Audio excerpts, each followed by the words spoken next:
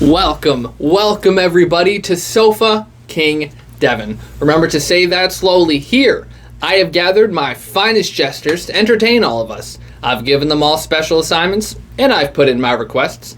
I do hope it's entertaining. There will be corny jokes, props, movie reviews that aren't too spoilery, sketches, rants, video games, and so much more. Basically, I'm going to create some stuff, and if you don't like it, I don't care. But I do hope you join me because trust me, I have a few tricks up my sleeve. So, like, subscribe, and follow as I make an absolute fool of myself. And now, on with the show. Now I'd like to start with a fun movie. It's episode 1. Let's get fun and let's get weird.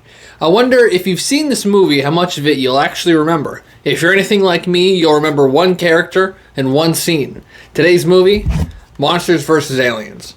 Monsters. Released in 2009, Monsters vs. Aliens made $381 million.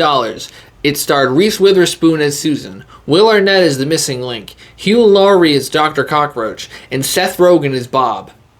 What a strange cast. And Paul Rudd plays Derek, and everyone remembers Stephen Colbert as the President of the United States. What a wild swing from DreamWorks. Hi there! On Rotten Tomatoes, it has a 74% rating and a 59% audience score. Now, that's a bit low if you ask me, and you could be wondering why this obscure kids movie to start with. And I'll tell you why. It's because of its characters. Every single one of them is hilarious in their own way. They're just over-exaggerated, and I love it. From the side characters like the General and the giant thing known as Insectosaurus, they all have great moments. Now, is it the best movie ever? No. But it's a hell of a good time. And after rewatching it, this poor woman named Susan is in a terrible relationship that she cannot see, but it's with Paul Rudd, so I get it. On her wedding day, gets hit by a meteor, becomes a giant with white hair, is captured by the government, greeted by these things. Might we ask your name, madam? They've been there for 50 years, and then she's used to fight aliens. Well, one alien, I suppose. Galaxar is here for the meteor juice that spilled onto Susan. It was full of unobtainium. No, raritanium? Wait.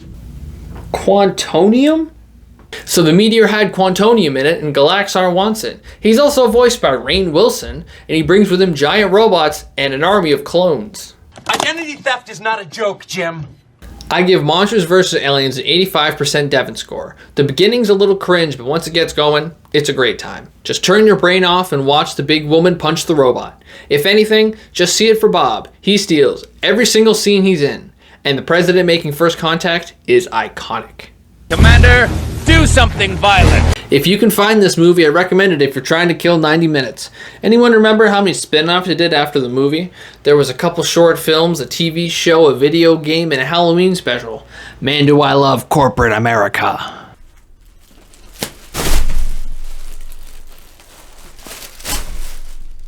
Why are Bounty paper towels the best brand of paper towel?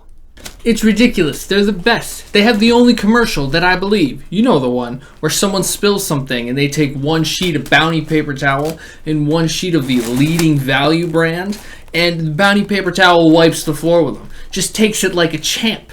Because it's all you need. I've done that. I believe that commercial. There are commercials of people dancing from eating soup. Soup's not that good. They have people blindfolded and they walk them into a room with trash and hair on the walls and they go, "What's it smell like?" Did you just spray Febreze? Oh my god. But the Bounty commercial, I believe. No camera tricks, no CGI, just the fact that Bounty is better. Though I may never understand your number system, I'm going to need you to share your technology soon because you're getting expensive. And the price difference between one sheet of Bounty versus 5 of the leading value brand is tightening. Welcome to the Devon Desk section, where it looks like I could talk about the news, but I know in today's world that's a terrible idea, so I'm not going to do that. Instead, I'm going to talk about what I want to talk about. Up first, seasonal items only last so long. They're only here for a short amount of time, and then they're gone. There's an excitement to enjoying them. The McRib doesn't last forever. Pumpkin spice season comes to an end. Now, my favorite holiday item is a cereal. And I'd like to take a moment and talk to talk to General Mills about these here cereals because I got a couple questions. Just a couple questions. What's with all this white? Why is it so bland? It sells out every single year, and we couldn't spend $1 on design? These boxes are from 2 years ago. These are the boxes from last year. Worse. Let me read you this little splotchy here that's on all three of these. 50th anniversary edition. And we went with white? I've always loved these cereals. Every year, my family has all three of them in the cabinet. Maybe one morning I'm feeling a little blueberry. Maybe the next one some frankenberry. I don't know. I mix it up. And I do know this year they've got a new one coming. It looks exciting. I hope the boxes don't look like this. I'm just so distraught. Did we run out of ink? He doesn't even look like he wants to be here right now. All I can hope is that this year they put in a little bit of holiday spirit into the boxes, and maybe they're just not as white. Up next, Coca-Cola is a multi-billion dollar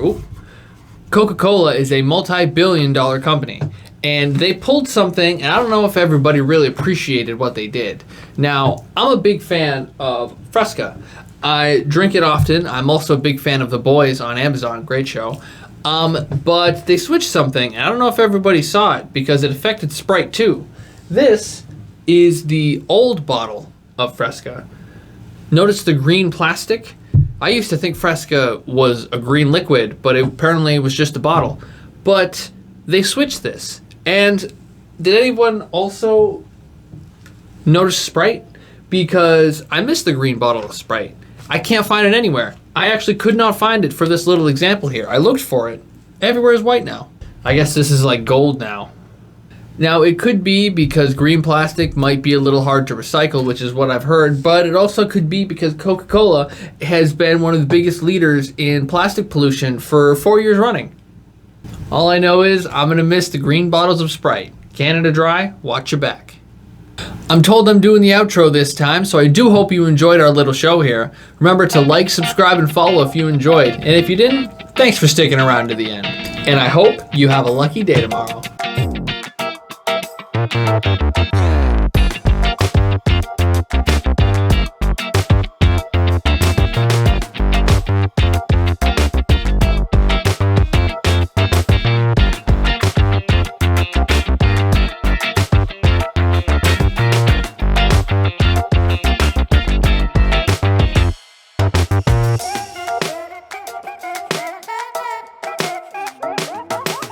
Bob steals I'm gonna scream. Top of my lungs, it's been 6 minutes. This poor woman named Susan is in a terrible relationship that she cannot see. But it's with Paul Rudd, so I fucking get it.